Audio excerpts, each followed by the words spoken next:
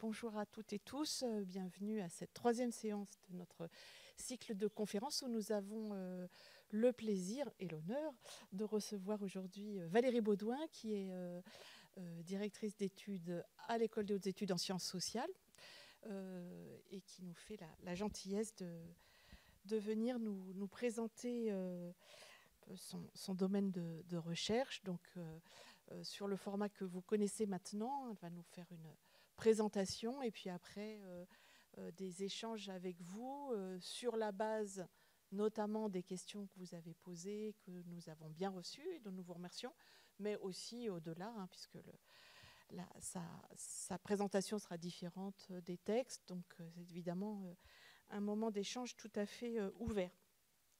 Alors, je dis juste quelques mots pour présenter Valérie Baudouin, dont je pense le parcours est très... nous dit quelque chose des objets et de la transformation des objets sur lesquels elle travaille. Donc, Valérie Baudouin était statisticienne économiste, en passant par une école de référence à la matière, l'ENSAE. Et puis, elle est l'auteur d'un doctorat en sciences du langage à l'École des hautes études, dont, si je ne m'abuse, un ouvrage a été tiré de ce doctorat qui s'intitule « Maître et rythme du vers classique », du vers au sens de la versification, chez Corneille et Racine. Donc, ça vous donne une idée déjà de l'ampleur du spectre de ces recherches. C'est un livre qui est paru chez Champion, donc collection classique, mais dans une collection qui l'est un peu moins, peut-être chez Champion, qui s'appelle Lettres numériques. Et puis après, le parcours a évolué vers la sociologie, avec une habilitation en sociologie. Et puis, donc, Valérie Baudouin a été assez longtemps enseignant-chercheur, professeur de sociologie à Télécom Paris, dans le département de sciences économiques et sociales. Et j'ai noté notamment que vous avez été pendant un temps responsable du laboratoire des usages. Il n'est pas sans relation avec les thématiques que nous avons vues. Et puis donc récemment, arrivé à l'EHESS sur une direction d'études dont l'intitulé est « Écriture, numérique et société ». Alors quand ce cycle de conférences est consacré à sciences et société, à une approche pluridisciplinaire autour de la question des savoirs, il nous a semblé que c'était vraiment, ces travaux étaient tout à fait cruciaux, puisque, alors là je parle sans trop savoir, et puis naturellement c'est elle-même qui va être en mesure de présenter ces travaux, mais pour dire vite, une sociologie du numérique et des pratiques culturelles, qui analyse des formes d'écriture, donc on voit à la thèse, donc au sens large du multimédia, mais aussi, et c'est là l'aspect sociologique, en relation avec des configurations sociales qui se construisent dans l'espace numérique.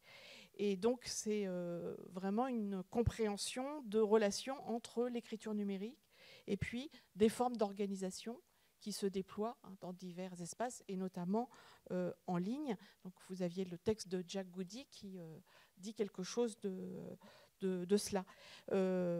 Et ce qui est caractéristique aussi, c'est qu'elle a exploré, ses travaux ont exploré différents mondes sociaux, par exemple ceux des écrivains numériques, entre guillemets, ceux de critiques amateurs de cinéma, ou ceux d'historiens amateurs, pour ma part, en travaillant notamment sur les relations entre science et guerre, sur la Grande Guerre, Première Guerre mondiale. J'ai eu l'occasion de vous lire sur la question du web français de la Grande Guerre, sur les réseaux amateurs historiens qui se sont, et réseaux institutionnels qui se sont construits dans le cadre, enfin autour du centenaire de la Grande Guerre récemment commémoré.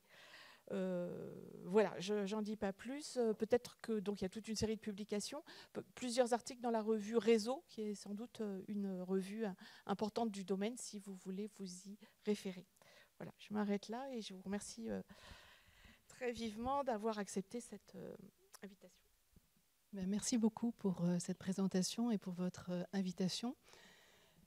Donc j'ai lu avec beaucoup d'intérêt, même si un peu tardivement, vos questions. Donc on va avoir de la matière de discussion. Mais avant d'arriver à cette partie de questions, je voudrais reprendre certains éléments.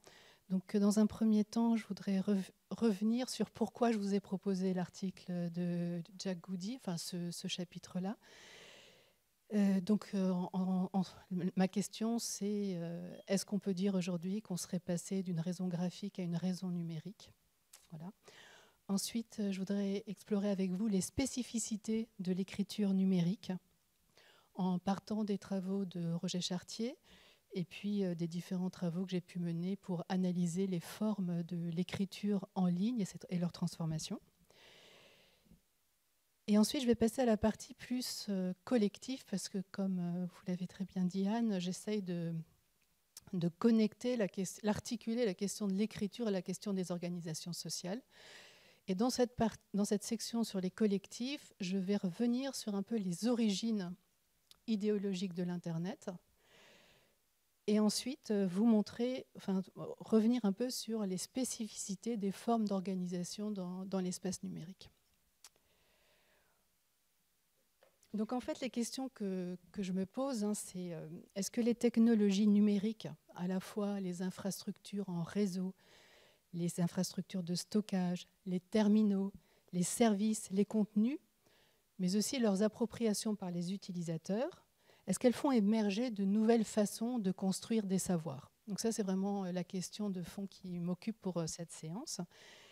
Et dans ce cadre-là, quel rôle joue l'écriture telle qu'elle se pratique en ligne, et une écriture au sens large, pas simplement l'écrit, mais pour moi, la vidéo YouTube est aussi une forme d'écriture. Enfin, j'entends vraiment écriture numérique au sens très large.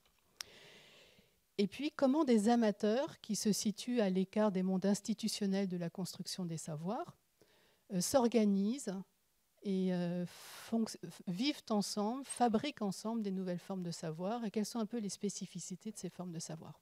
Voici un petit peu l'ensemble des questions qui m'occupent. Alors je reviens au choix du texte de Jack Goody et à cette question fondamentale, enfin à cette question qui m'occupe, qui est: est-ce qu'aujourd'hui on peut dire qu'on serait passé à une raison numérique? De même que Goody étudiait la manière dont le fait de passer à l'écriture avait pu avoir une incidence sur les formes de la pensée.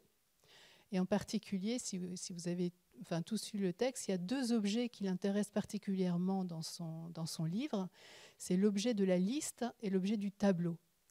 Avec cette idée que l'écriture, parce qu'elle passe de la dimension du temporel unidimensionnel qu'est l'oral à une double dimension qui est celle de la page ou celle de la dimension 2D de l'écrit, eh bien, ça pourrait avoir des impacts, ou pas des impacts, parce que justement, il n'est pas du tout dans un technodéterminisme, mais une incidence sur les formes de la pensée. Donc, en gros, ce qu'il explique dans son texte, c'est que le fait qu'on fasse des listes, par exemple, des listes de... qu'est-ce qu'on a comme type d'exemple de liste? Des listes de mythes ou des listes d'objets à l'écrit, c'est quelque chose qui pour lui introduit de la discontinuité par rapport à l'oralité, qui introduit d'autres façons d'accéder au contenu, puisqu'on peut lire une liste dans un sens ou dans l'autre, on peut hiérarchiser, mettre en relation les objets. Donc ça change le rapport au réel et à la pensée. Et le deuxième objet qui intéresse beaucoup Goody, c'est celui du tableau. Parce qu'effectivement, le tableau, c'est un objet en 2 dimensions, avec des lignes et des colonnes. Et c'est une forme qui ne peut pas s'exprimer dans l'oralité. Personne ne va raconter une table de multiplication en la décomposant en un fil linéaire. Voilà. Et donc, dans un des chapitres de ce livre, et là je réagis par rapport à certaines de vos questions, Goody s'interroge sur ce que font les anthropologues, et en particulier sur le fait que des anthropologues, les plus connus en particulier, ont utilisé la forme du tableau pour décrire des mythes oraux qui étaient constitués dans un mode où la forme de l'écriture n'existait pas. Et donc, il s'interroge sur est-ce qu'il n'y a pas des formes de distorsion qui sont introduites quand on utilise un format de pensée qui est marqué par l'écriture pour analyser des modalités de pensée qui passent par l'oralité et non pas par l'écriture.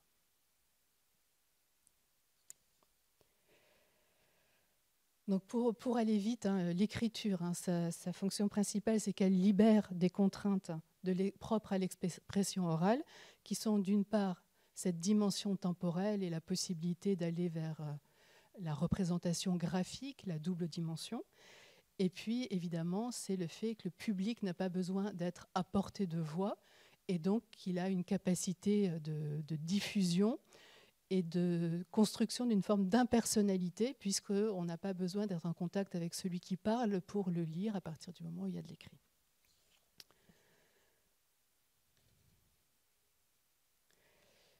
Alors je vous lis quand même, parce que là c'est en réaction aussi à vos commentaires et à vos questions, je vous lis une citation de la page 139 où il s'interroge justement sur le processus de mise en tableau des mythes de sociétés qui sont essentiellement orales. Donc ce processus de standardisation, qui se résume dans le tableau à n colonnes et x rangées, est essentiellement le résultat de l'application d'une technique graphique à un matériel oral. Cela a souvent pour effet de figer un énoncé solidaire d'un contexte en un système immuable d'opposition. Donc cette simplification se fait donc aux dépens d'une vraie compréhension du cadre de référence de l'acteur qui a produit son écriture. Donc il y a vraiment une discussion critique sur cette articulation entre des modes de pensée oraux et des modes de représentation de ces pensées qui s'expriment par l'oral via l'écriture. Voilà, donc en fait, la perspective de Goody, c'est simplement de redonner sa place à la culture matérielle et de redonner sa place à la culture matérielle dans les sciences sociales et donc de porter attention à les spécificités de la matérialité de l'écriture et donc de son incidence sur la pensée. Voilà, donc la question que je me pose à mon tour dans cette perspective-là, c'est en quoi la culture numérique aujourd'hui et en quoi les dispositifs sociotechniques qui alimentent cette écriture transforment-ils nos modes de construction et de transmission des savoirs? Est-ce que le fait que les savoirs soient produits dans des collectifs en ligne transforme la manière de transmettre, construire la connaissance et de la diffuser?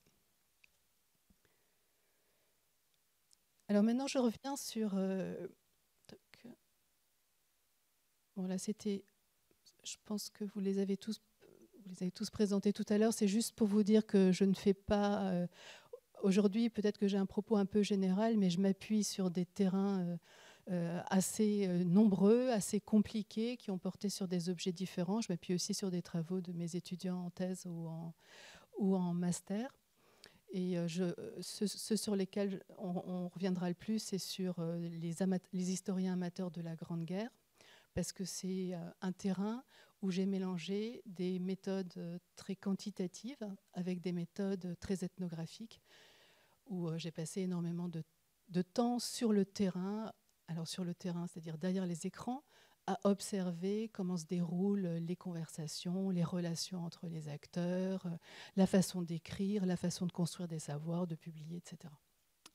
Mais en même temps, j'ai aussi fait un gros travail quantitatif, puisque j'ai eu accès à toutes les archives du web autour de la Grande Guerre et constitué le réseau de tous les sites qui parlent de la Grande Guerre. Donc c'est un point important dans la façon de travailler, c'est d'essayer d'articuler la vision macro avec une observation très fine et très qualitative. Et dans ce sens, je défends cette articulation-là, alors qu'aujourd'hui, on voit dans les sciences sociales se développer un mouvement des sciences computationnelles ou de la sociologie computationnelle qui fait de plus en plus abstraction du terrain concret, des entretiens et de l'ethnographie. Donc je défends fortement le fait qu'il est absolument indispensable de mêler ces différents types de terrains. Voilà, donc ça, je vous ai tout dit. Là aussi, je suis passée. Donc maintenant, je vais faire un point sur l'écriture numérique. Qu'est-ce que j'entends par cette expression écriture numérique? D'ailleurs, au début, on ne disait pas écriture numérique. Il y a 20 ans, on disait texte électronique. Donc c'est un terme qui a vocation à changer. C'est pas du tout c'est pas un concept. C'est juste aujourd'hui, ce terme-là, exprimé comme ça, me convient à peu près, mais c'est tout. Donc je voudrais juste revenir sur les travaux de Chartier, et en particulier sur ce livre sur l'histoire de la lecture dans le monde occidental, où Chartier analyse l'évolution de l'histoire du livre et identifie 3 grandes révolutions dans l'histoire du livre. Donc, volumen, santé, ça me fait mal aux yeux. Donc, pour lui, il y a cette première période du livre où le livre est un objet qui se présente sous la forme d'un rouleau ou d'un volumen qui se tient à 2 mains, soit dans ce sens-là, soit de ce sens-là, et où l'écriture s'inscrit sur l'ensemble du papyrus dans un premier temps et du parchemin ultérieurement. Et pour lui, la première révolution du livre, c'est l'introduction du codex, bien antérieure à la création de l'imprimerie, où le livre... Je ferais mieux de lire mes notes plutôt que de vous regarder. Bon, voilà, donc le rouleau se déplie, se tient entre les 2 mains, et il y a une espèce de format standard qui se fixe, qui fait que les rouleaux et les volumens ne sont pas d'une longueur indéfinie, ils finissent par avoir une forme de longueur type. Et donc le deuxième moment du livre, ça correspond donc à l'apparition du codex à l'époque romaine, et là, les feuilles sont publiées sont pliées et réunies en cahiers, et le parchemin remplace à ce moment-là complètement le papyrus, ce qui permet d'écrire des 2 côtés. Et donc, l'objet permet de libérer la main, puisqu'on n'a plus besoin de le tenir pour le lire. Donc, quand on parle de codex, c'est le livre papier que nous connaissons aujourd'hui et qui continue à emprunter cette forme-là. Donc, il libère la main, donc ça permet aussi l'inscription de commentaires, d'annotations sur le livre. Alors le point de Cavaillot et Chartier, c'est de dire que l'imprimerie n'a pas révolutionné le format du livre, parce que l'imprimerie a continué à reproduire ce modèle du cahier, et c'est bien lui qui... Alors l'imprimerie a introduit plein de transformations, avec une réduction des coûts de reproduction et une réduction du temps de la fabrication, et une réduction des prix évidemment, mais le format lui-même du livre n'a pas changé. Et donc pour Chartier, la 3e révolution du livre, c'est l'introduction du texte électronique, et qu'il appelle, lui, le texte électronique dans ses premiers écrits du début des années 2000. Ce texte, il est écrit et lu sur écran, et son apparence est modifiée selon le cadre de lecture. Et ça, c'est un point très important. Autrefois, il y avait une association très ferme entre le support matériel du livre et son contenu. Avec le numérique, on a une dissociation entre le support et le contenu. Et ce n'est pas spécifique au livre. On obtient ça aussi pour la musique, où il y a une dissociation entre le fichier musical et le support de l'écoute musicale, qui a pu être le vinyle, le CD. Donc le MP3, typiquement, est un objet qui est complètement dissocié d'un support matériel, puisqu'il peut être lu sur beaucoup de supports.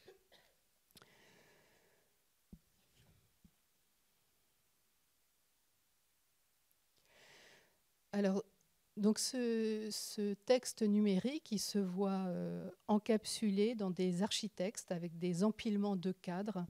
Le cadre de la machine, le cadre du système d'exploitation, le cadre du logiciel ou de l'application de lecture, si on parle des téléphones mobiles. Et donc, il gagne son autonomie par rapport au support de lecture.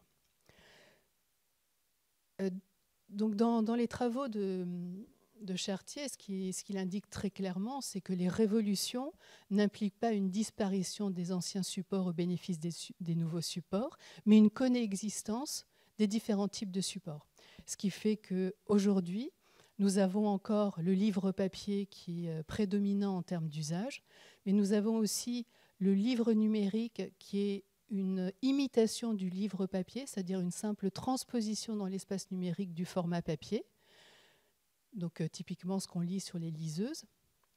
Et enfin, vous avez le texte, enfin l'écriture numérique, qui est des nouveaux formats d'écriture qui exploitent les dispositifs natifs de l'Internet, que sont l'hypertexte, la navigation, le navigateur ou aujourd'hui les applications.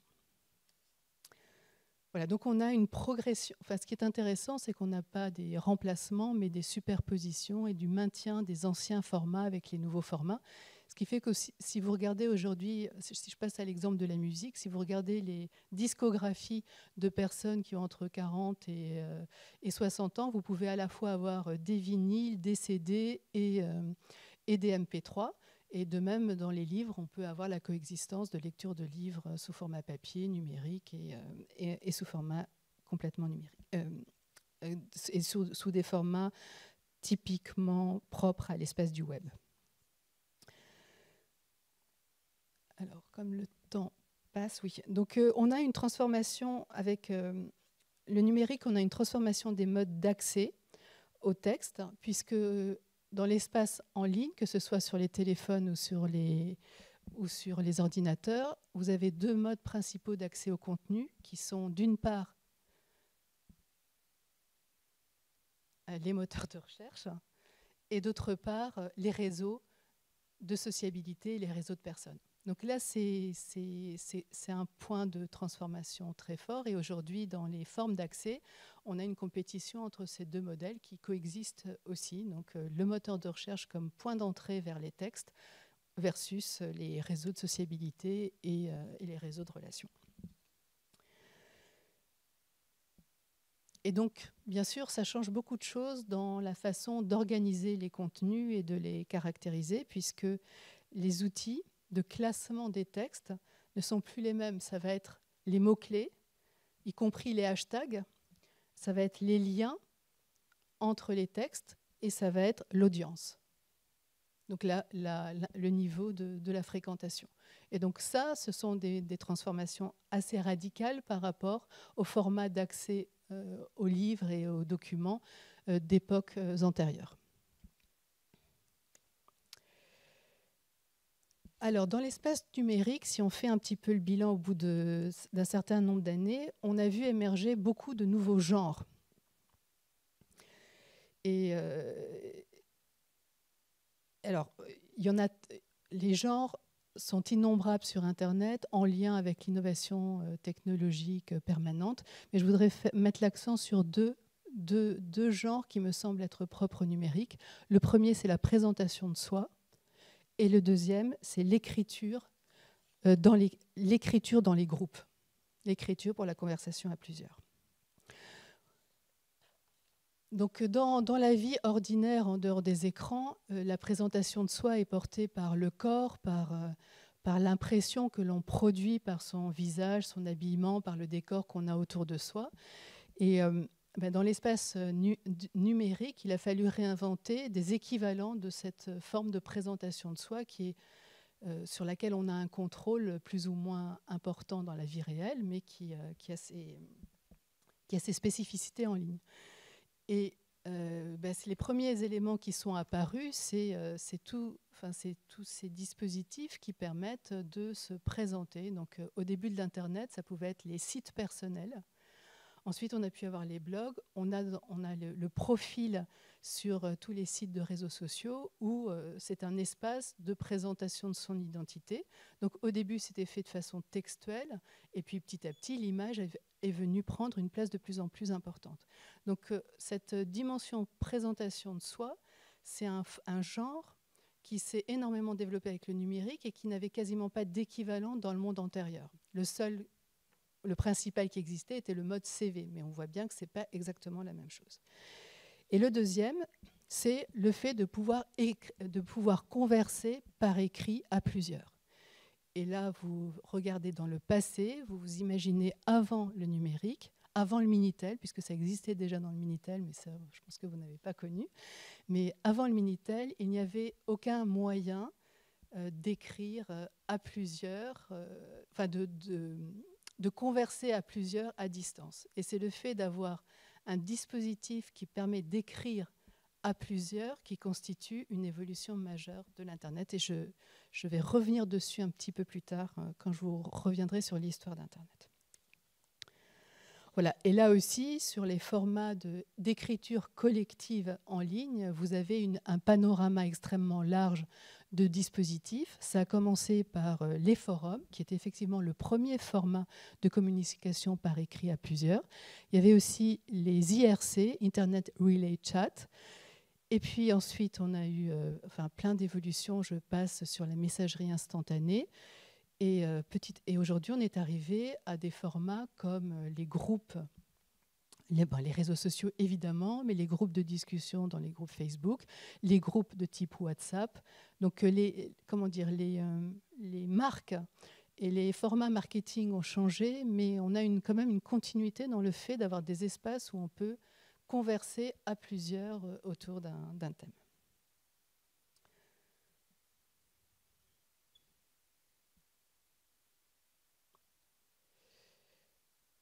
Alors,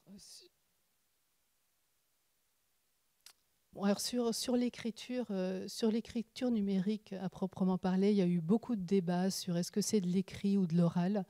Je ne vais pas rentrer dans ce débat-là parce qu'en fait, c'est simplement de l'écrit puisque ça passe par des signes écrits. Donc, il n'y a aucun doute sur le fait que c'est une écriture et pas de l'oralité. Mais bon, c'est important de le rappeler. En revanche, ce qui est très clair, c'est qu'on a des marques de l'oralité qui sont très présentes dans ce type d'écriture. Donc ça s'appelait les smileys, les émoticônes, les emojis. Donc on a une intégration d'un langage graphique et visuel de plus en plus important dans les formes de l'écriture. Je vous donne un exemple, mais la couleur est partie. Mais vous en avez des milliers de ce type-là, où on peut avoir des textes où les mots sont remplacés par leurs icônes du début jusqu'à la fin. Excusez-moi, c'est en espagnol, mais les couleurs sont parties. Mais en gros, chaque mot est remplacé par son icône, et on voit que c'est des pratiques qui se sont beaucoup développées et qui font partie qui font partie du langage propre à ces espaces-là. Après, il y a eu aussi beaucoup de débats dans lesquels je n'entrerai pas non plus, sur la dégradation de la langue avec le langage SMS, que les gens ne savent plus écrire, etc. C'est un débat qui ne tient pas dans le sens où ce qui est assez extraordinaire en termes de transformation, c'est que la pratique de l'écriture était quand même une pratique encore réservée,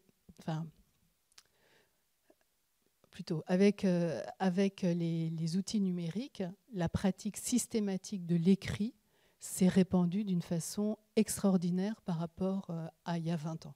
Voilà. Donc le fait que le téléphone soit en déclin et que l'écrit prenne une telle place dans les interactions, dans les publications, est aussi un phénomène de l'époque qui est aussi lié à l'augmentation du niveau d'études, etc. Mais enfin, là, on a jamais dans nos sociétés, on a eu une telle diffusion de la pratique de l'écriture.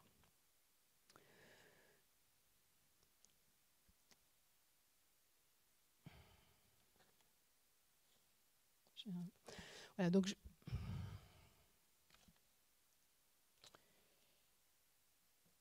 alors, juste pour essayer de synthétiser les caractéristiques de la forme des écritures numériques et ce qui les distingue des formes antérieures. Donc, le premier, c'est une écriture qui est inscrite dans un cadre socio-technique fort et donc qui est très conditionnée, marquée par le cadre dans lequel elle s'inscrit. Quand on écrit sur Twitter, on n'écrit pas de la même façon que quand on écrit sur Instagram ou sur un forum ou sur un blog. Et donc, chaque espace, chaque dispositif, chaque plateforme a une incidence sur la manière dont on écrit. Bon, je ne rentre pas dans les détails, mais c'est évident que quand vous publiez sur Instagram, l'entrée se fait par l'image et le texte est secondaire par rapport à l'image. Et ce n'est pas du tout la même chose que dans d'autres espaces où l'entrée se fait par le texte. Et le fait que Twitter a imposé pendant longtemps une certaine longueur maximale, qu'il a doublé sa longueur, ça a des incidences sur la manière dont se forme l'écriture. Donc ça, c'est un premier point essentiel. Donc, quand on travaille sur de l'ethnographie des écritures en ligne, on est obligé de comprendre le dispositif sociotechnique lui-même et la façon dont il a une incidence sur la manière d'écrire et la façon dont les utilisateurs se l'approprient ou le déjouent. Le deuxième point, c'est qu'on assiste de plus en plus à des formes d'écriture mosaïques qui, comme en musique, sont faites d'assemblage, de patchwork, de montage, et non pas d'une forme continue de texte telle que celle auquel on a pu être habitué pendant très longtemps. Donc on a des formats qui mêlent images, vidéos, textes, incises, d'une façon beaucoup moins linéaire que dans des écrits traditionnels. Ensuite, on a une écriture pour laquelle le lien et la citation sont des éléments fondamentaux de l'écriture. Donc le principe du web du départ, des origines, c'était de mettre en relation des textes par les liens hypertextes. Et le lien est quelque chose d'absolument fondamental dans la structuration de l'écriture. Autre point, c'est une écriture qui intègre la réception. Et en ce sens, c'est un petit peu un retour arrière par rapport à l'époque de l'imprimerie, parce que le travail de l'imprimerie a consisté aussi à dissocier la publication des livres de l'annotation et de la réception. Et dans l'espace numérique, et ça vous le voyez tous, quels que soient vos usages, la réception des écrits se fait dans l'espace même de la production. Donc les commentaires, l'évaluation, l'appréciation, le nombre de vues sont directement accessibles dans l'espace de l'écriture. Voilà. Et donc on a une imbrication entre écriture et réception qui est tout à fait unique. Et enfin, l'écriture du numérique depuis le début, et ça se confirme quelle que soit la plateforme qu'on observe, c'est une écriture rythmée et qui implique une présence régulière à l'écran, tout simplement parce que si on arrête d'écrire, on disparaît de l'attention de ses auditeurs. Et donc, ça a une incidence sur la manière d'écrire, parce que c'est une écriture qui pense la série, qui pense le fait du rendez-vous régulier avec les utilisateurs. Voilà, donc relation beaucoup plus étroite entre publication et interaction, et puis un développement très fort de tous les formats courts. Donc là, c'était un petit peu sur la partie écriture. J'en arrive maintenant à un retour sur les origines de l'Internet pour vous montrer pourquoi j'essaye de relier la question des collectifs avec celle de l'écriture. Donc les origines de l'Internet, là je vous renvoie à 3 ouvrages qui sont vraiment très intéressants, de Patrice Flichy sur l'imaginaire d'Internet, de Fred Turner qui existe en français, je ne sais pas pourquoi j'ai mis la version en anglais, et puis de Benjamin Lovelock, Réseau, Liberté et Contrôle, qui retrace l'histoire de la création d'Internet. Donc pour ne pas perdre trop de temps, je vous donne juste un petit point. C'est une citation de Benjamin Lovelock, tirée du livre de Benjamin Lovelock, qui montre bien la spécificité de la pensée de l'Internet des débuts. Et l'idée, c'était d'inventer une organisation sociale, une organisation technique égalitaire qui fait que chaque point dans le réseau peut tour à tour devenir client ou serveur, et où il n'y a pas de hiérarchie entre le serveur et le client comme dans le modèle antérieur de l'informatique, et où tous les points ont des rôles équivalents dans le réseau. Donc ça, c'est la pensée technique de l'architecture de l'Internet des débuts. Et sur cette architecture technique, les fondateurs de l'Internet, que ce soit les chercheurs ou les communautés hippies qui se sont intéressées à cette innovation sociotechnique, la question était justement d'inventer des organisations sociales qui soient en cohérence avec cette infrastructure technique égalitaire, avec équivalence des positions de consommateurs, enfin de lecteurs, producteurs. Voilà. Donc c'est cette idée de base qui est d'avoir des structures organisationnelles plus paritaires, plus démocratiques, dans un souhait de transformation sociale. Donc ça, c'est vraiment ce qui a porté les concepteurs de l'Internet des débuts. Alors, je vous propose en plus une lecture industrielle en fait, de l'Internet, en disant qu'avant Internet, ce qui existait comme technologie dans les relations, c'était d'une part toutes les technologies de la lettre, télégramme, télécommunication, qui étaient des technologies de relation entre deux personnes, donc avec une symétrie de la relation. Donc c'est ce que je représente ici avec ce petit point. Donc l'idée du téléphone, c'est ego par la, enfin je par la tu et inversement. Et puis de l'autre côté, depuis la fin du 19e siècle, on a l'émergence de toutes les technologies de médias de masse, de la presse, radio, télévision, enfin 18e pour la presse, qui sont des modèles où on a un émetteur qui s'adresse à un très vaste public, le broadcast, pour aller vite. Et ce qui manquait, c'est qu'il n'y avait pas de technologie pour permettre les relations dans les petits groupes. Et donc finalement, l'Internet ou Internet, c'est la première technologie qui a été introduite qui permet de construire des relations sociales à l'intérieur des petits groupes. Et c'est pour ça que la notion de communauté d'intérêt ou de communauté virtuelle a été très importante dès le lancement d'Internet. Parce qu'on voyait que c'était pour la première fois des personnes qui partagent un même centre d'intérêt, même si elles étaient réparties aux quatre coins du monde, pouvaient se réunir et travailler ensemble autour de ce centre d'intérêt. Alors ça, c'était les origines, et comme certains d'entre vous l'ont remarqué, mais comme vous le savez tous, ce monde, cette utopie de l'Internet des débuts s'est fortement transformée, et aujourd'hui, le paysage n'est plus exactement le même. Donc là, c'est juste une hypothèse, mais qui reste à creuser. Donc, on avait le monde des télécoms, on avait le monde des médias de masse, le monde d'Internet est venu s'immiscer dans cet environnement-là. Et puis, on a obtenu petit à petit une convergence de toutes ces industries, puisque aujourd'hui, dans l'espace de l'Internet, on retrouve tous les médias de masse et on retrouve tous les outils de télécommunication. Donc, on a un espèce de système qui a absorbé toutes les industries préexistantes. Et le modèle de la communauté, il est en train d'être remis en question par l'émergence d'un modèle de micro-médias de masse autour des figures d'influenceurs qui sont des micro-médias, mais vraiment micro par rapport à ce que peut faire un média, les médias de masse traditionnels. Mais ça reconfigure l'environnement où on n'est plus dans ce modèle de la communauté, mais c'est plutôt le modèle des plateformes avec ces influenceurs qui structurent le fonctionnement actuel.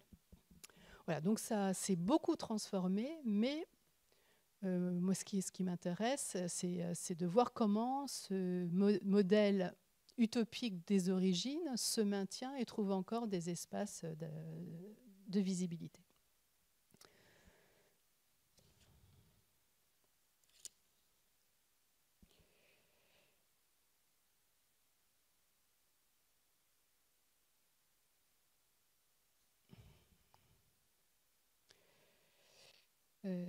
Je pense que je vous l'ai dit, mais...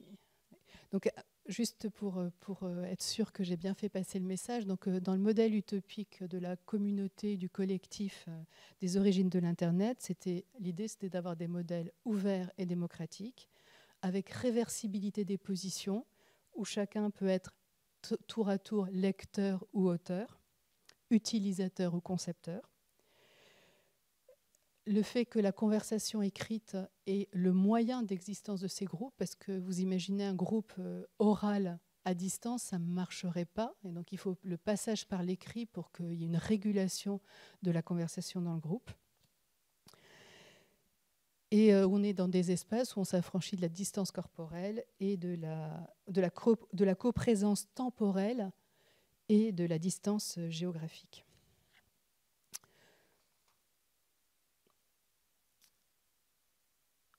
Alors, je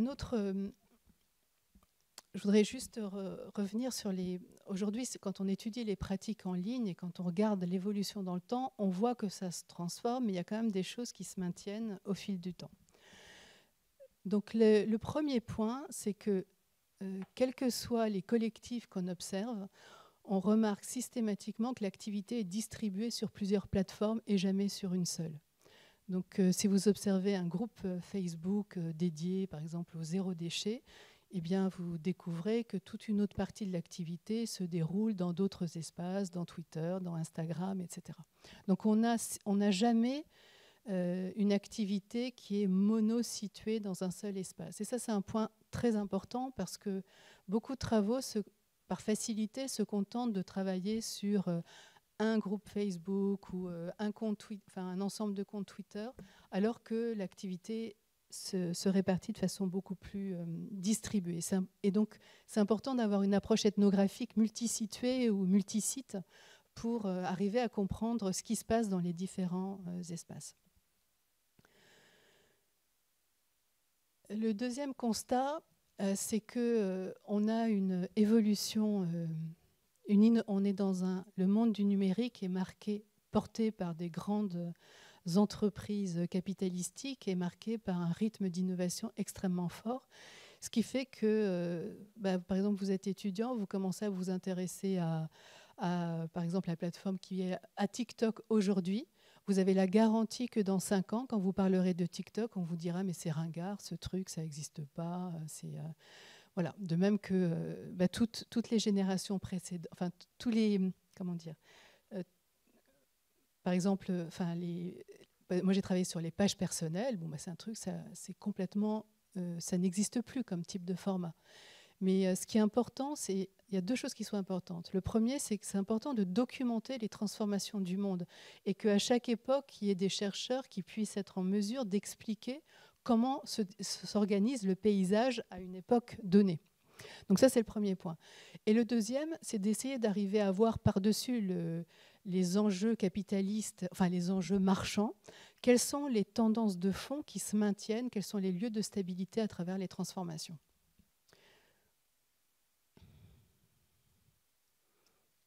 Et donc comprendre pour les participants ce qui a du sens pour eux. Ça, je vais passer, parce qu'on n'a pas le temps de rentrer. Si vous voulez, je rentrerai dans les détails après. Après avoir travaillé sur plusieurs collectifs en ligne, voici les éléments qui me paraissent à peu près communs.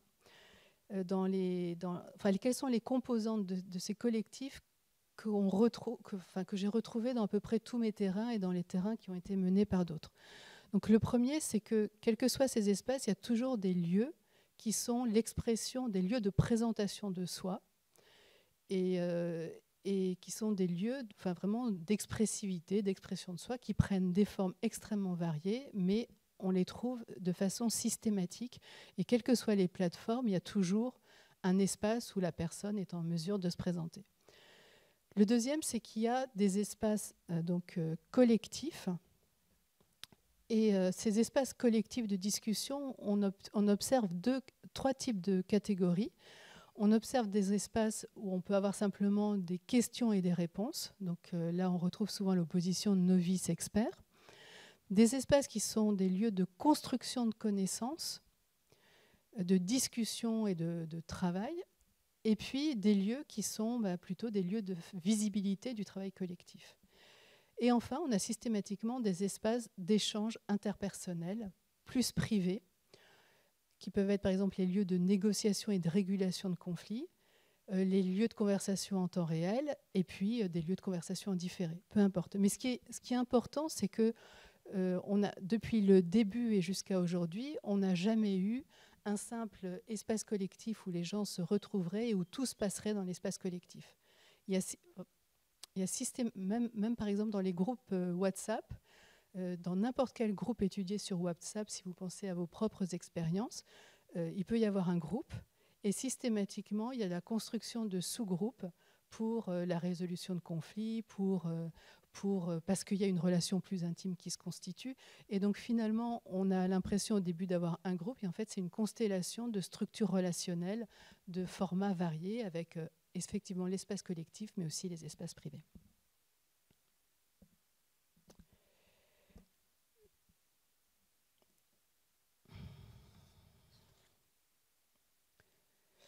Alors, sur les modes d'organisation dans les espaces collectifs, donc je vais aller plus vite parce que ça, c'était vraiment dans l'article. Donc, ce qu'on observe dans ces espaces en ligne de construction de savoir, c'est ce que Lev et Wenger ont appelé des communautés de pratique. Ce ne sont pas des endroits où les experts viennent former les novices de façon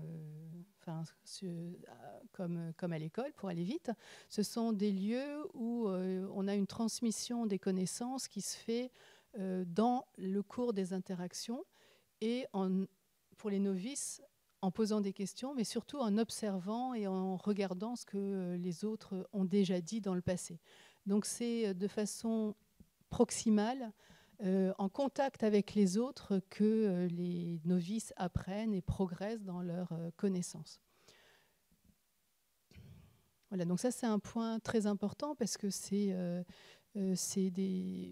par exemple sur les historiens amateurs, entre le début et la fin, on a vu globalement le groupe des plus habitués monter en compétence dans la façon de citer les sources en histoire, de faire référence à des travaux, de synthétiser, de présenter les éléments. Et donc c'est la manière d'analyser les archives et la manière de les présenter. C'est des compétences qui s'acquièrent au fur et à mesure des relations avec les autres. Et entre parenthèses, évidemment, là ça répond aussi à une de vos questions, ce sont souvent en histoire, hein, ce sont souvent des professeurs du lycée qui ont été formés aux techniques de l'histoire, qui forment aussi les autres membres du groupe et qui les aident à monter en compétences. Voilà, donc dans ces espaces, on a à la fois donc, de la transmission du savoir, mais aussi de l'élaboration et de la construction de savoir en propre. Et on le voit très clairement dans les formes de fils de discussion, les formes d'interaction. Donc quand il y a de l'incertitude sur les savoirs et qu'il y a de l'incertitude sur les connaissances, on a des conversations qui impliquent beaucoup plus de personnes et où il y a beaucoup plus d'échanges, alors que quand c'est de la simple transmission de savoir qui est déjà sédimentée, on a juste de la transmission c'est des échanges beaucoup plus courts. Donc dans la forme de la conversation, on voit le type d'échange, enfin le type d'échange qui a lieu. Et alors ce qui caractérise aussi tous ces groupes, c'est qu'il y a une dimension de sociabilité et il y a une dimension sociale qui est très forte, particulièrement forte dans les forums. On la retrouve aussi dans les groupes Facebook. Et il y a l'objectif est de créer une bonne atmosphère où les gens se sentent bien accueillis, qui jouent dans ces espaces-là.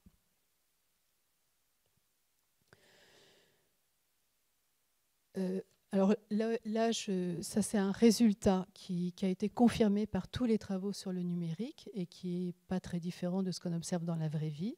C'est que dans la participation à ces espaces en ligne, on a des formes de participation extrêmement hétérogènes, avec une distribution en loi de puissance, c'est-à-dire un tout petit noyau de contributeurs très très actifs, une grande traîne de participants occasionnels, et puis un public invisible d'une taille énorme. Voilà. Et la taille du public invisible est souvent infiniment plus grande que celle du public visible. C'est pour ça qu'il faut vraiment s'intéresser à cette partie-là.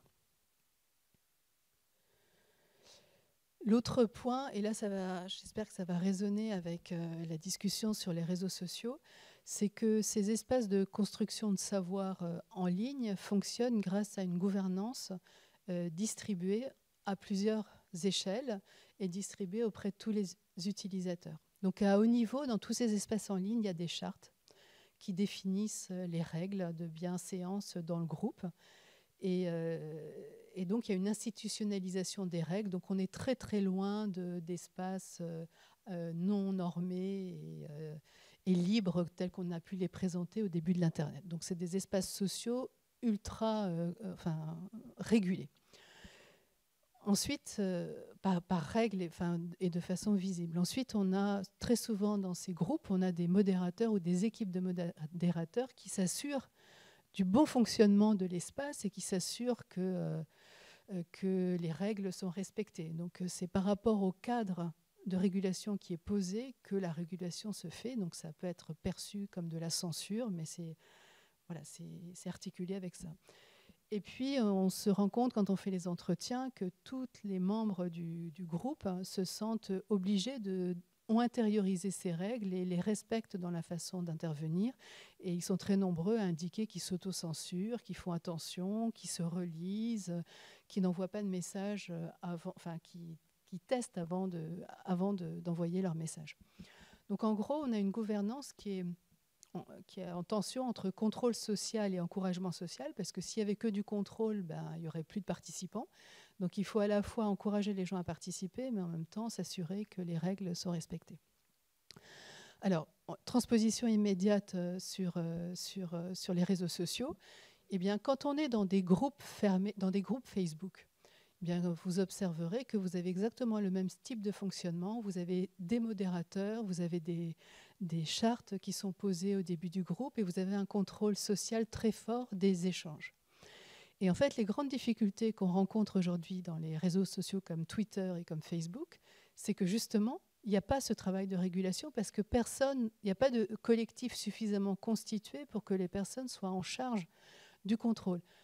Et donc, quelle est la conséquence ? C'est que le contrôle, la régulation, super important, c'est si on ne va pas sur le terrain, on ne comprend rien. Donc, c'est comme ça que j'ai compris que les 3/4 des échanges basculaient en mode privé, en particulier quand il s'agit de demander une photo de tombe. Donc, la personne dit, je voudrais la photo, est-ce que quelqu'un voudrait bien aller faire la photo de tombe de mon arrière-grand-père ?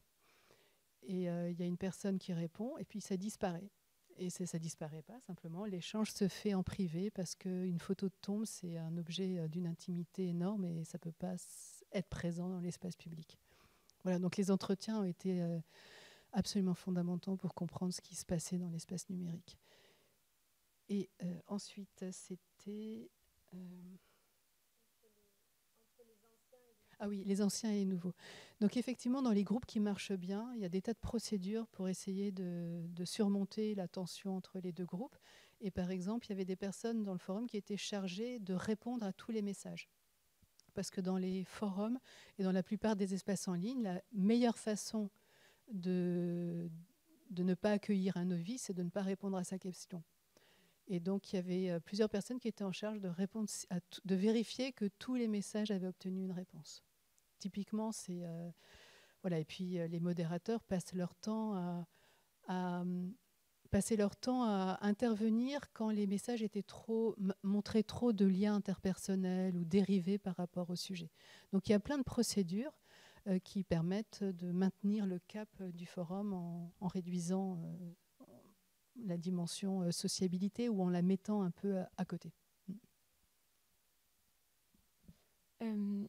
Moi, j'avais une question qui concerne un peu plus la structure informatique des réseaux.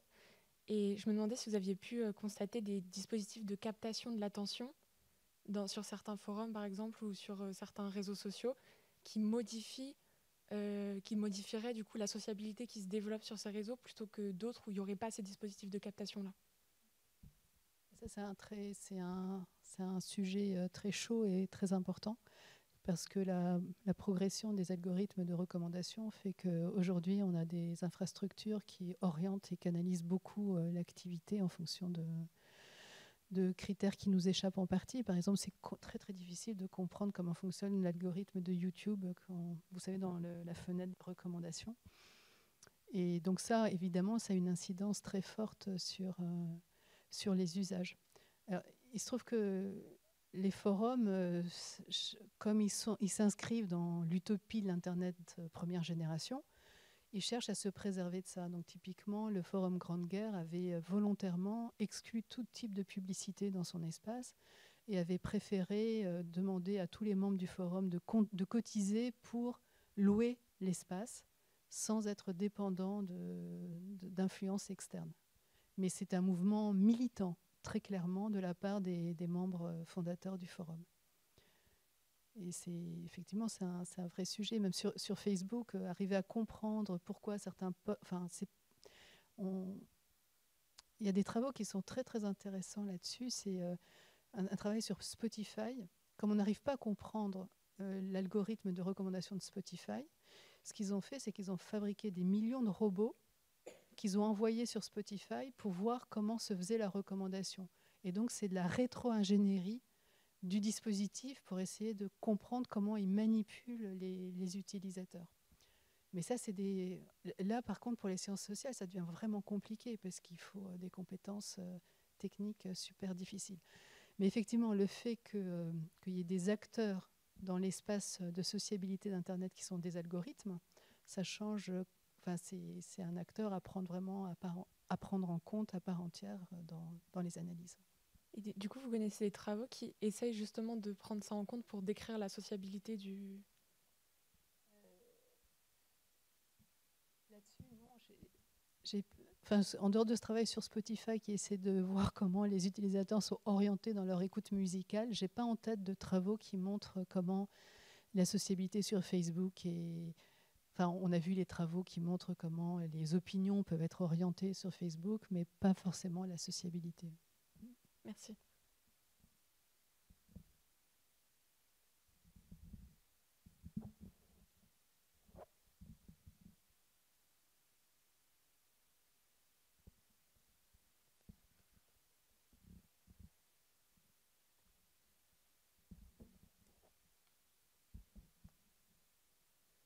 J'avais une question pour revenir sur ce que vous disiez sur les conflits qui peuvent survenir entre les réseaux qui émergent sur les forums et les institutions, par exemple avec l'exemple de la Grande Guerre où ils se sont fait qualifier d'internautes et ça leur a pas plu. Est-ce qu'il y a des modes d'affirmation des savoirs qui sont créés sur les forums qu'on retrouve systématiquement dans le cadre dans le cas où c'est des constructions de savoir qui sont soit des savoirs qui ne sont pas encore pris en compte par les institutions ou des savoirs qui vont à l'encontre même des savoirs formulés par les institutions. Par exemple, je pense à des forums pour les électro-hypersensibles qui peuvent avoir vu le jour au milieu des années 2000 où on essayait de faire monter la cause des électro-hypersensibles alors que ce n'est pas une pathologie qui était reconnue par les institutions. Comment est-ce que il y a des méthodes types d'affirmation des savoirs qui sont créées sur les forums? L'exemple des maladies, c'est absolument fondamental, hein, et ça, c'est pas nouveau. Ça remonte au moins au SIDA, avec les associations de patients qui s'organisent pour construire des savoirs de vécu de l'intérieur de l'expérience de la maladie et qui ont une incidence très forte sur la manière dont les maladies ont été traitées, perçues et organisées. Donc ça s'est fait avant même que les listes de discussion et les forums existent, et ça a pris beaucoup d'ampleur avec ces structures-là. Voilà, donc il y a dans tous les mouvements militants et dans tous les mouvements liés à la santé, on a la construction de savoirs qui vont être des ressources de mobilisation et qui vont faire évoluer la perception de la situation par la société. Oui. Est-ce que peut-être avec les pratiques d'archivage des forums, c'est faciliter cette agrégation des savoirs?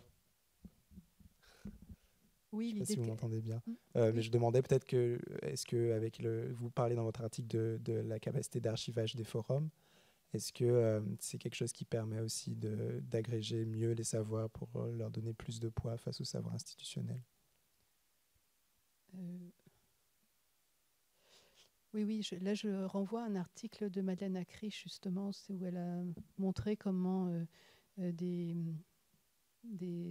collectifs de malades s'organisaient pour construire des bases de données qui ensuite étaient mobilisées auprès du corps médical. Donc oui, c'est le fait de pouvoir capitaliser le savoir, c'est une ressource, c'est un élément fondamental pour la montée en compétences globale. Et le fait qu'avec des moteurs de recherche, on puisse... Parce que ça, je ne vous l'ai pas dit, mais sur les forums, l'intérêt, c'est qu'avec n'importe quel moteur de recherche, vous trouvez la réponse à votre question. Alors que, par exemple, dans Facebook, c'est quand même très difficile de trouver une réponse à une question technique de façon aussi facile. Voilà, donc c'est vrai qu'il y a des architectures qui facilitent la capitalisation des connaissances plus que d'autres. Et WhatsApp, n'en parlons pas, c'est pas possible.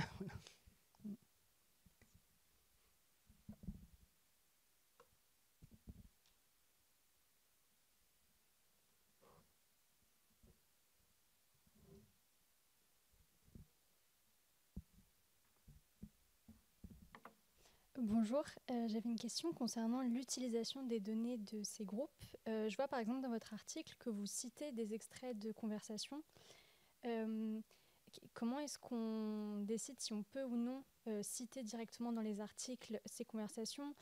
Comment est-ce qu'on décide si on peut, par exemple, faire des statistiques sur les mots-clés qui reviennent le plus dans les discussions sur ces forums, etc. J'imagine que donc vous, c'était un forum qui était accessible à tout le monde. Sur des groupes privés, par exemple Facebook, comment on fait? Est-ce qu'on contacte les modérateurs? Où se trouve la limite? Qu'est-ce qui peut se faire ou non sur l'utilisation des données? Et j'avais une autre question sur... par exemple, j'ai vu un moment que vous aviez beaucoup de chiffres sur... c'était... Beaucoup de chiffres sur le fonctionnement du forum. Est-ce que vous les avez produits avec est-ce que vous les avez obtenus avec un logiciel spécifique? Comment vous avez obtenu ces chiffres? Très bonne question. Donc le premier point, c'est un forum, même s'il est public, c'est privé en fait. Voilà. Donc on ne peut pas faire... ça demande d'être très prudent sur la manière de faire. Et on ne peut pas, même si on y est rentré sans problème, on ne peut pas traiter les données n'importe comment. Donc là, j'ai travaillé, et je vais répondre en même temps à une question de certains d'entre vous qui était pourquoi travailler sur le forum 14-18. En fait, ce projet était lié à un partenariat qu'on avait avec la Bibliothèque nationale de France. Et la Bibliothèque nationale de France numérise des tas de documents. Et ça lui coûte très très cher. Et en dehors de la mesure d'audience, de la fréquentation des documents, ils n'ont pas beaucoup d'informations sur comment sont utilisés ces documents-là. Et donc ils avaient envie de savoir comment circulaient leurs documents une fois qu'ils étaient numérisés, et qui les utilisait, et pourquoi faire, etc. Et en regardant les statistiques, on s'est rendu compte qu'un des endroits où les archives de la BNF Gallica étaient le plus utilisées, c'était le forum 14-18, parce qu'on était en pleine période du centenaire. Donc ça, c'est pour répondre à cette question-là. Juste pour expliquer le cadre de la recherche sur 14-18. C'était la période du centenaire, il y avait une effervescence autour du centenaire extrêmement importante, et la Bibliothèque nationale de France le voyait très clairement dans ses statistiques de consultation. Alors, ce travail-là, il a été fait en partenariat avec la BNF, et donc je n'ai pas travaillé sur le web vivant, j'ai travaillé sur les archives du web. Parce que la BNF en France, la Bibliothèque nationale de France et l'Institut national de l'audiovisuel sont les deux institutions qui, depuis 2004 ou 2006, sont chargées d'archiver Internet et le web. Et donc, ils font des copies. Et, en gros, ça veut dire qu'on a considéré, à un moment, on s'est dit, ce qui se passe sur Internet, c'est de la culture et il faut conserver ces éléments de la culture. Et donc, ils ont mis en place des infrastructures pour archiver le web. Donc, archiver le web français. Et chaque pays du monde a sa propre structure d'archivage du web. Donc, il y a un réseau de toutes les bibliothèques nationales qui archivent le web. Et donc, moi, je n'ai pas travaillé sur le forum lui-même, je travaillais sur la copie du forum telle qu'elle est archivée au sein de la BNF. Et on avait un cadre juridique très précis expliquant ce qu'on pouvait faire, pas faire, etc. Alors, la citation, j'ai mis des citations, mais il n'y a pas les pseudos, je crois. Et dans d'autres articles, j'ai anonymisé les pseudos et transformé tous les messages pour qu'on ne puisse pas reconnaître la source. Voilà. Et ça, c'est un travail énorme. Parce que c'est un des gros problèmes éthiques avec le numérique, c'est que n'importe qui prend un bout de la phrase et la met dans le moteur de recherche et retrouve l'origine. Voilà. Donc il faut protéger les personnes et ça, c'est un point essentiel. Alors, donc j'avais le cadre juridique des archives du web et en plus, je suis rentrée dans le forum par les modérateurs et ils étaient d'accord pour qu'il y ait cette étude et ils ont ouvert les portes. Et les chiffres que j'ai, c'est le possesseur du forum qui m'a accepté de m'envoyer les logs de connexion pour que je puisse mesurer le nombre de spectateurs invisibles par rapport aux spectateurs visibles. C'est quasiment je crois que c'est la deuxième fois dans tous mes travaux que j'ai pu avoir accès à ce type de données. C'est rarissime. Et dernier élément, et là je suis sur la zone rouge. je regarde la caméra. Dans ce forum, les personnes pouvaient remplir un profil public. Et j'ai eu accès à l'ensemble, enfin j'ai pu extraire l'ensemble des données de profil et donc faire des statistiques sur le profil des utilisateurs. Voilà. Et ça, c'est sur Allociné, j'ai jamais pu le faire. Enfin, sur les autres travaux, ça n'a jamais pu être fait. Donc c'est des terrains qui sont difficiles, mais ma recommandation, c'est de construire un partenariat avec les responsables, avec ceux qui sont en charge. Sinon, c'est très très compliqué. Puis c'est pas. Voilà. Il faut être transparent sur le rôle qu'on joue. Moi, je me suis toujours présentée comme chercheuse et pas comme. Alors après, il y a la zone intermédiaire qui est la frontière entre recherche et militantisme, où on peut parfois utiliser sa casquette militante pour rentrer. Mais je vous le déconseille fortement parce qu'au moment où il faut rebasculer sur la casquette recherche, il y a un risque de trahison qui est très important. Voilà. Donc, si possible, à éviter, même si parfois on ne peut pas faire autrement.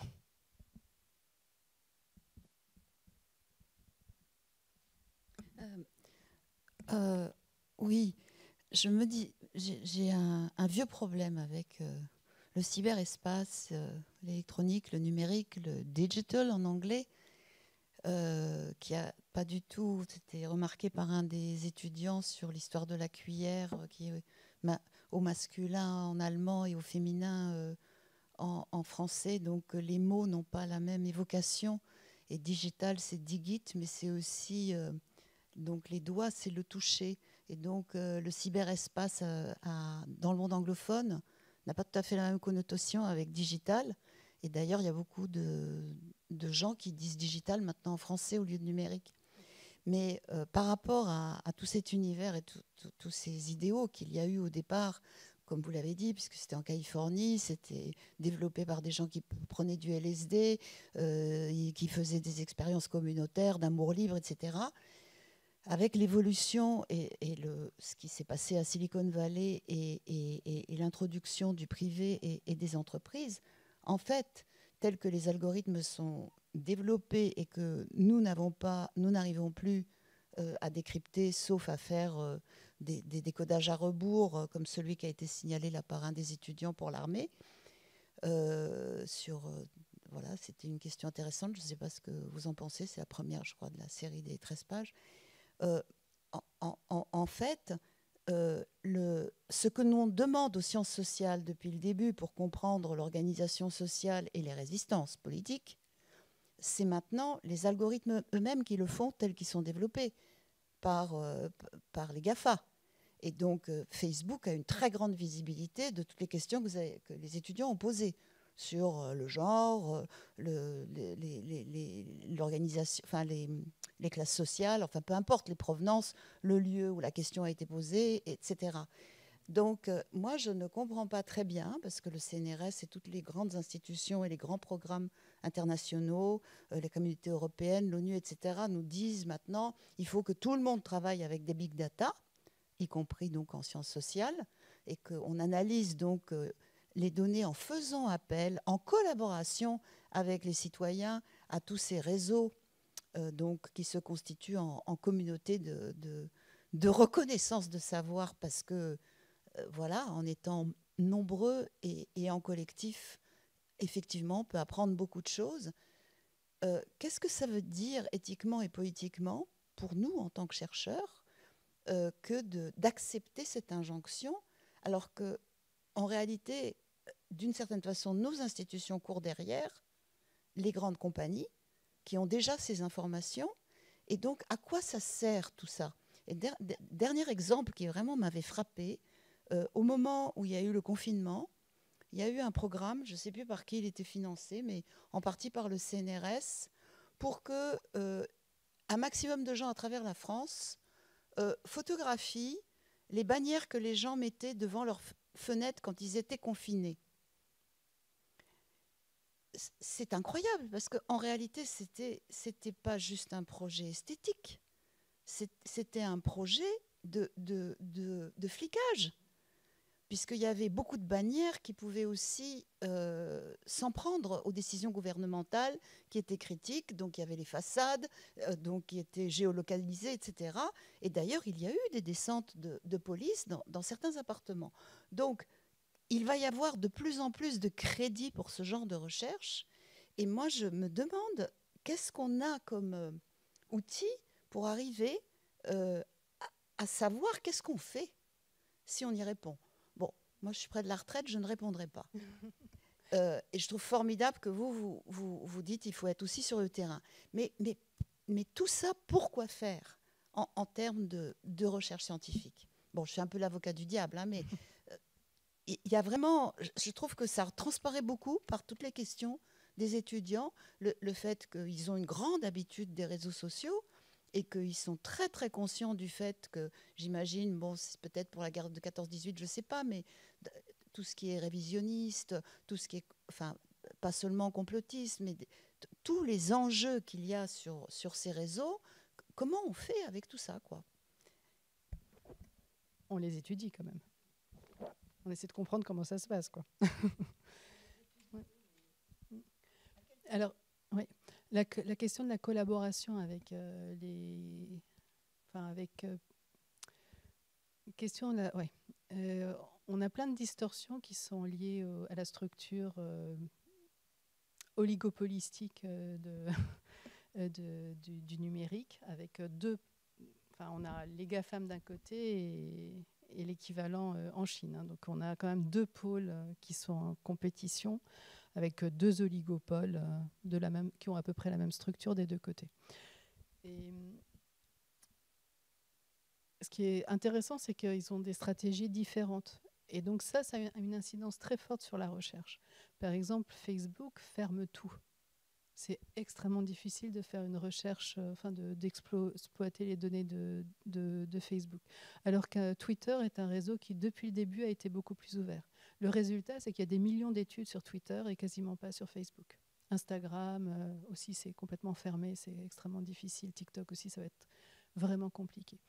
Voilà, donc on a déjà des distorsions qui sont liées aux stratégies de ces acteurs. Après, Facebook s'est doté d'une équipe de sociologues. Et toutes les tentatives de coopération sont quand même très, très compliquées.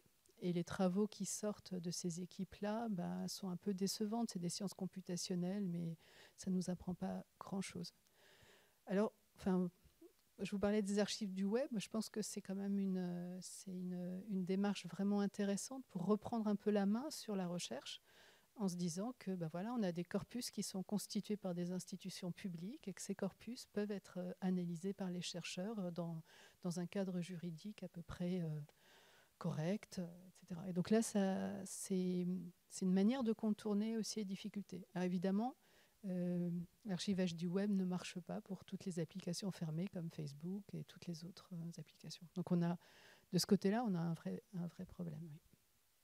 Mais c'est essentiel on peut pas ne pas essayer de comprendre ce qui se passe et de comprendre alors pas comprendre simplement les usages, mais comprendre les dispositifs socio-économiques qui sont à la manœuvre derrière ces systèmes. S'il n'y a pas d'autres questions, je peux en poser une éventuellement. En vous écoutant au début, je me disais... En fait, vous avez une façon de parler de ces objets, je vais prendre le terme le plus naturel, en mobilisant des tas de concepts traditionnels de la sociologie, communauté, ce choses-là. Et puis moi-même, je me suis fait la réflexion au début, il y a un concept super pour parler de ces choses-là, c'est le concept de monde social, enfin bon voilà. Donc tout un ensemble de concepts qui nous viennent de la sociologie. Et puis après, en réfléchissant, je me suis demandé jusqu'à quel point... donc c'est la question que j'ai pour vous. Malgré tout, encore une fois, ces objets, ces choses, quoi, devraient pas nous obliger à repenser précisément ces concepts. Donc précisément le concept de communauté, mais je pense aussi celui d'espace, voire même celui de terrain, qui est un peu une tarte à la crème qu'on utilise sans trop réfléchir de notre côté, mais jusqu'à quel point ça ne nous pousse pas. Et je pense aussi à Espace. L'année dernière, on avait dans ce cycle de conférences, les 2 années précédentes, Christian Jacob qui nous parlait des lieux du savoir, etc. Et je me souviens qu'après, il y avait chaque fois plein de questions sur l'Internet comme un lieu du savoir. Mais est-ce que c'est vraiment un lieu? Est-ce qu'il y a vraiment une place, quoi? Alors, sachant qu'il y a plusieurs lieux, plusieurs niveaux, suivant ce qu'on regarde. Mais voilà. Donc, est-ce que vous avez une réflexion sur, je sais pas, la nécessité ou pas d'élaborer une nouvelle forme de grammaire sociale pour rendre compte de ces objets? Là, je vais me placer dans le passé. C'est quand j'ai découvert les premiers espaces en ligne, j'étais vraiment fascinée parce que c'est la première fois qu'on avait face à soi le monde social, dans toute sa structure, quasiment sans faire beaucoup d'efforts, dans le sens où on avait toutes les interactions, tout ce qui se disait, qui parle à qui, pourquoi, comment, qui parle beaucoup, qui parle peu. Et donc on avait d'un seul coup la possibilité de voir, formaliser le monde social, alors que quand on fait de la recherche en sociologie, réussir à comprendre comment fonctionne un groupe, c'est beaucoup plus difficile. Donc j'ai eu, comme beaucoup, ce moment d'illusion au début en me disant « Ah, mais c'est formidable, c'est plus la peine de faire des expérimentations en psychologie sociale pour comprendre comment fonctionnent les groupes. On a des millions de groupes à portée de main pour comprendre comment fonctionnent les groupes sociaux. » Bon, et puis après, on déchante un peu parce que justement, comme c'est très articulé avec ce qui se passe en dehors de l'espace en ligne, il faut repenser un monde social hybride en ligne, hors ligne. Et c'est ça qui me paraît intéressant, c'est d'arriver à montrer les formes d'articulation entre ce qui se passe dans les différents espaces. Et c'est vrai que j'utilise beaucoup la métaphore de l'espace parce que depuis le début, c'est les internautes qui nous mènent là-dedans. Je me souviens, dans les pages personnelles, les gens marquaient « Bienvenue chez moi ». Et ils mettaient vous verriez, je crois qu'il me reste encore des traces de ce passé, mais vous aviez un fond comme un papier peint dans une chambre, et puis un gros « Bienvenue chez moi ». Et on sentait que la métaphore de l'espace était vraiment... Le fait d'être quelque part avec les autres, c'est quelque chose de très important. On n'est pas du tout dans du virtuel, on est dans le partage d'un monde commun, d'un espace commun. Et voilà, c'est pour ça que la question du territoire me paraît très importante dans le monde numérique.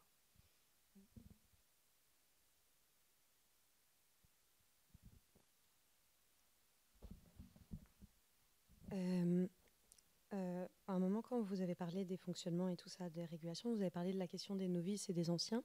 Et dans la plupart des réseaux sociaux, en fait, les rapports de novices et d'anciens, ils ont tendance à être inversés parce que c'est souvent la jeunesse qui s'approprie d'abord les réseaux sociaux et qui d'abord utilise les réseaux sociaux les plus récents, comme ça a pu être le cas pour Facebook, puis pour Instagram, puis pour TikTok.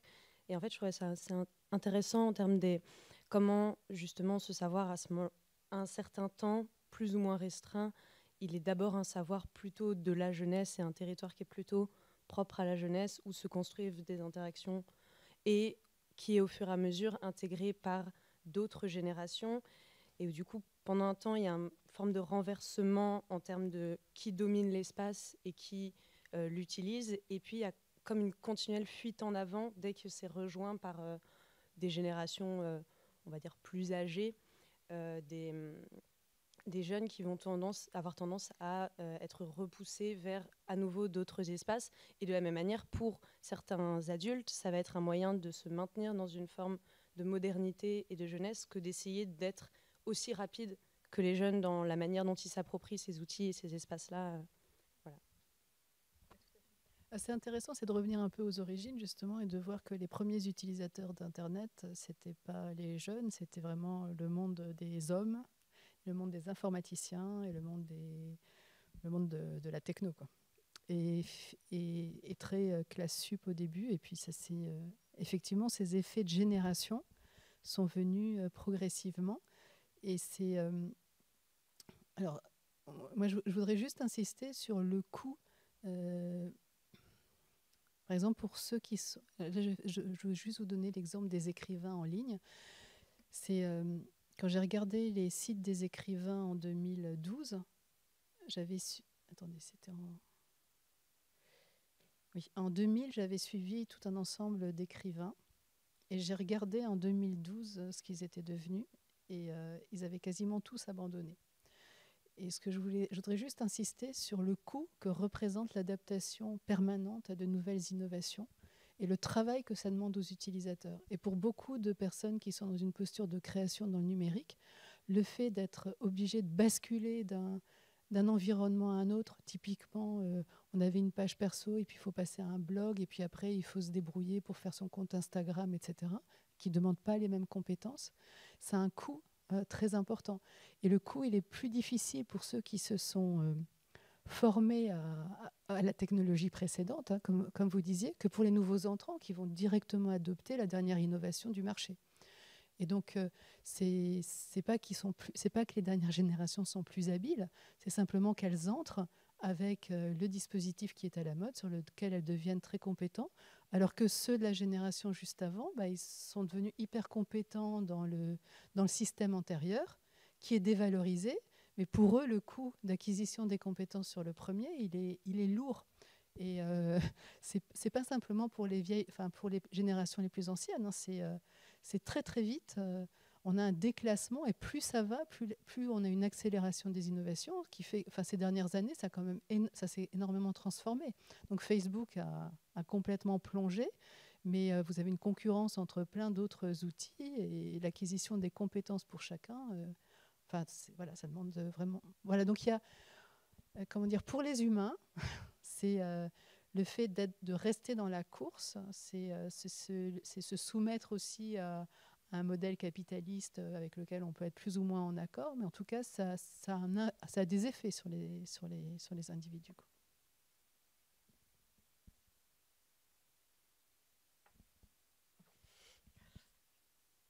Merci. Oui, pour continuer sur la question novice expert, ou en fait, comment, comment la raison numérique ou les formes d'écriture numérique transforment les savoirs, les pratiques, mais aussi les savoirs eux-mêmes. Alors, du côté des études des sciences, on a finalement d'autres catégories pour parler peut-être de même chose, mais de choses différentes.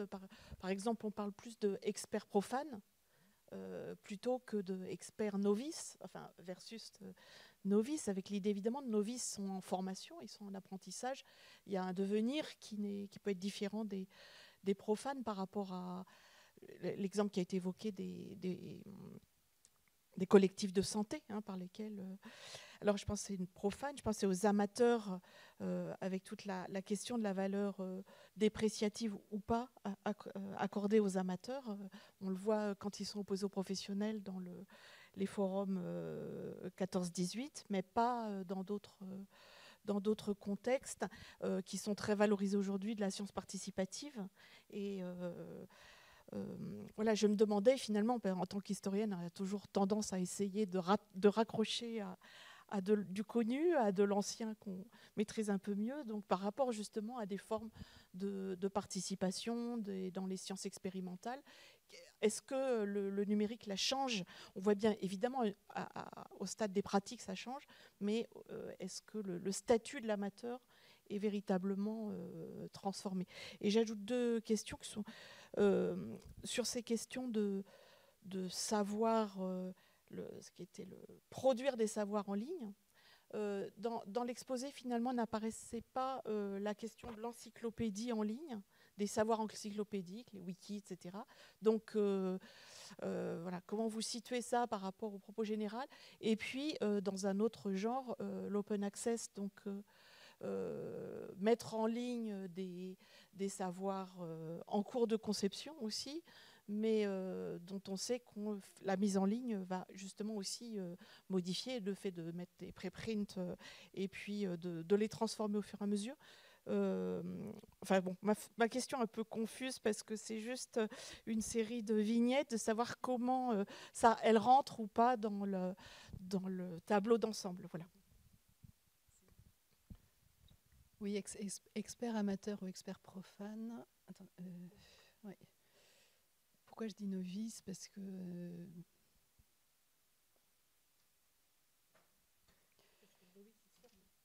oui. Et... parce qu'un peu tous les membres du groupe sont plutôt des profs. Enfin voilà, c'est parce que tous les membres du groupe sont tous des amateurs et des profanes. Globalement, il n'y a aucun chercheur universitaire dans le forum. Donc j'ai fait cette distinction à l'intérieur, mais on est vraiment dans un monde d'amateurs. Et par rapport au statut de l'amateur, moi, ce que j'ai trouvé très intéressant, c'est qu'on avait cette opposition entre professionnels et amateurs, ou entre experts et amateurs.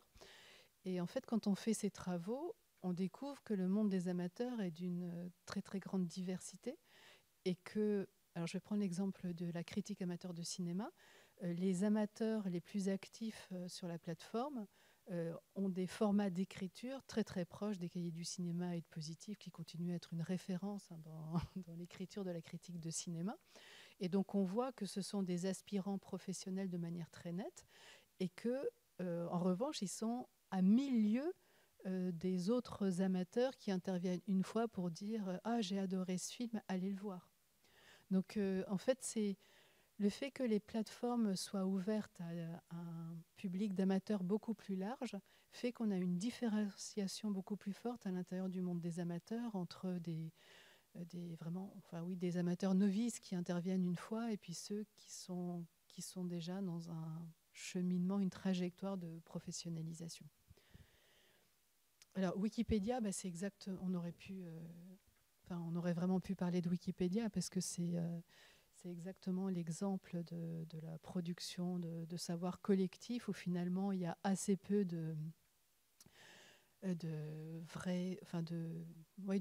finalement la quantité, la part des universitaires qui publient sur Wikipédia n'est pas si élevée que ça, même si les études ne sont pas d'une très très grande clarté. Et on a bien effectivement l'idée que collectivement, même sans avoir les compétences académiques, on peut produire des articles encyclopédiques. Grâce à quoi? Grâce à ce système de références et de liens systématiques. Donc en gros, vous n'avez pas besoin de savoir, vous avez besoin de montrer que vous avez trouvé les bonnes sources qui savent. Voilà. Donc c'est quand même ça le principe de l'écriture de Wikipédia.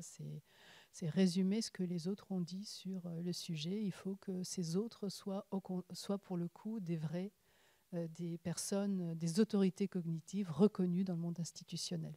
Voilà. Donc tout le monde peut écrire des articles à condition d'utiliser des ressources académiques validées. Et Open Access, peut-être que c'est une incidence aussi des pratiques amateurs, où on voit justement des travaux publiés en cours, etc. Et peut-être que ça a aussi développé cette idée qu'on n'avait pas besoin d'avoir un savoir complètement finalisé pour le donner à voir et le donner à publication. Mais là, je ne connais pas du tout le milieu, donc je ne me lance pas là-dedans. Oui, j'avais juste, parce que vous en avez parlé tout à l'heure, Barbara, est-ce que si William pouvait nous expliquer un petit peu mieux, je ne sais pas si William est là. Oui. Parce que je ne suis pas sûre d'avoir bien compris ce que faisait le forum. Voilà.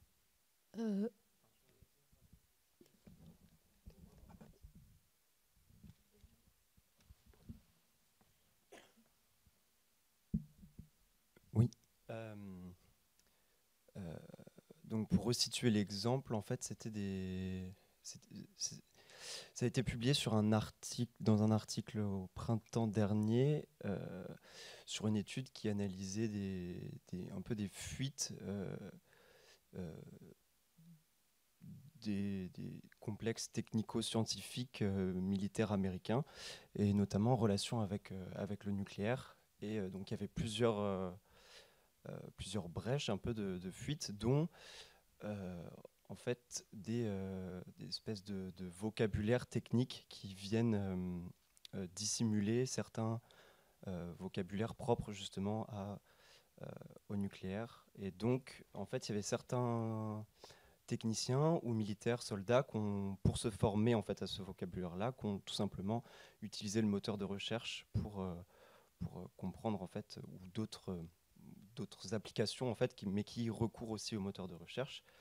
Et donc après, il y a certains enquêteurs qui ont réussi à retrouver en fait les transcriptions juste en utilisant le moteur de recherche, mais à rebours Donc voilà, c'était aussi une manière un peu dérivée du forum de construire en fait ou de reconstruire un savoir qui s'est un peu émietté en fait dans le moteur de recherche. Je ne sais pas si c'est clair comme question.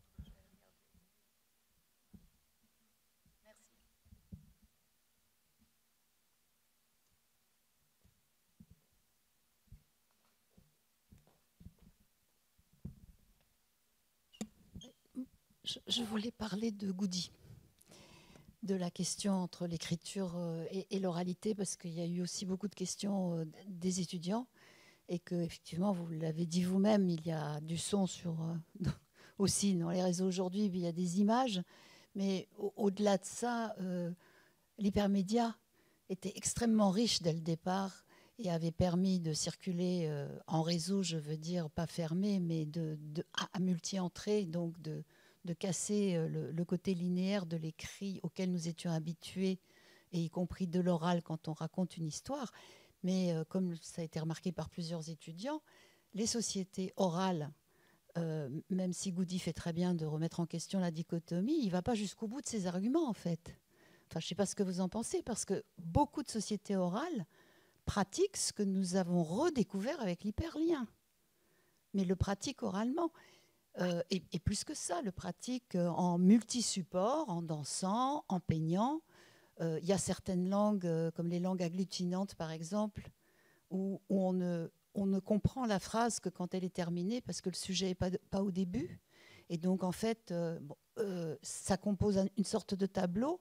Nous, on n'a plus l'habitude, dans les langues indo-européennes, on est dans une linéarité. Donc en fait, il y a une richesse inouïe que le numérique a permis, mais ce n'est pas juste par mode que beaucoup de peuples qui étaient, de personnes qui étaient illettrées, se sont tout de suite sentis en familiarité avec des outils technologiques, très tôt pour des peuples autochtones, dès les années 90, puis après avec le Web 3, parce que ça leur permettait de rentrer tout de suite, de sauter l'écriture en fait, enfin l'écriture papier. Bon, après, ça a pu, certains, ne pas les empêcher d'apprendre à lire et écrire s'ils avaient les moyens, mais voilà. Et juste une dernière chose, je ne sais pas si vous étiez au courant, mais le MIT avait fait un programme au début des années 2000 en donnant à 200 justement illettrés du monde l'accès à des ordinateurs et à l'électricité, donc c'était plein de régions reculées, avec cette idée de créer une sorte de réseau de jeunes, c'était pour des jeunes, de mineurs, de réseau pour la paix. Or, donc ces jeunes ne savaient pas parler anglais, mais très vite, pour pouvoir accéder, utiliser, il fallait qu'ils aient une langue commune, donc ils devaient apprendre l'anglais, mais c'était une sorte de globish qui n'a pas du tout plu au MIT au bout de 2 ans d'expérience, parce qu'ils ont commencé à s'exprimer entre eux. À l'époque, c'était comme un forum, mais très, très monitorisé par 2 personnes au MIT. Donc on est en 2000. Et ils se sont aperçus que les jeunes étaient en train d'échanger des choses de la paix, oui, mais regardez la guerre. Et c'est se poser la question de comment s'opposer à la guerre. Et notamment, il y avait eu tous les enjeux en Israël avec la Palestine et puis d'autres choses ensuite. Et donc, ils ont essayé de se mobiliser comme ça entre eux. Et ils devaient être invités, normalement, voter pour avoir des délégués à Boston, pour se réunir enfin en présentiel. Et le MIT a arrêté l'expérience. Moi, j'avais assisté à une restitution qui était organisée par France Télécom, où était invitée la personne du MIT. Et elle nous dit, elle nous envoie un PowerPoint et elle nous montre des exemples de lettres échangées qui vraiment donnaient envie de pleurer, tellement c'était touchant ce que ces jeunes échangeaient entre eux, mais c'était écrit, disons, dans un anglais plus que poétique, puisque ce n'était pas leur première langue, mais tout à fait compréhensible. Enfin, bon, il y a des gens qui ont du mal avec ce genre de façon de retravailler la langue autrement quand on est en train de l'apprendre, mais je veux dire, si on fait un effort, on peut lire. Et elle nous dit, mais vous voyez, cette expérience est un échec parce que nous n'avons pas réussi à leur apprendre à s'exprimer.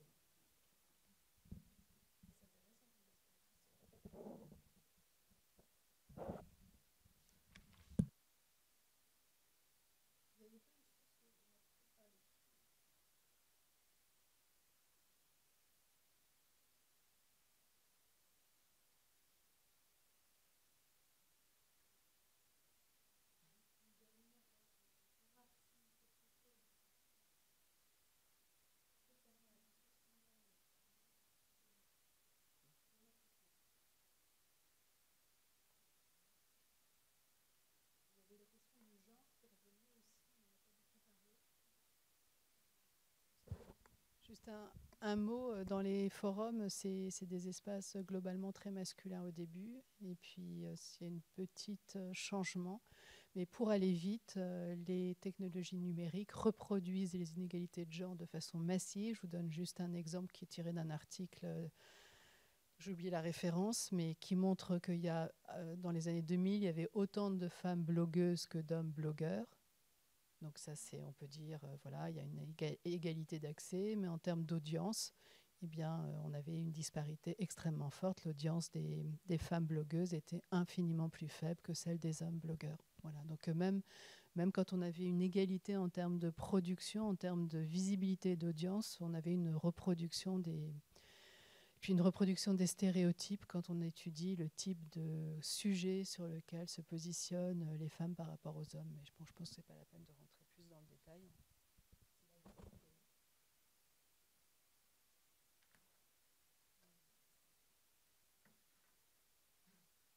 Il faudrait des heures encore pour revenir sur chaque point.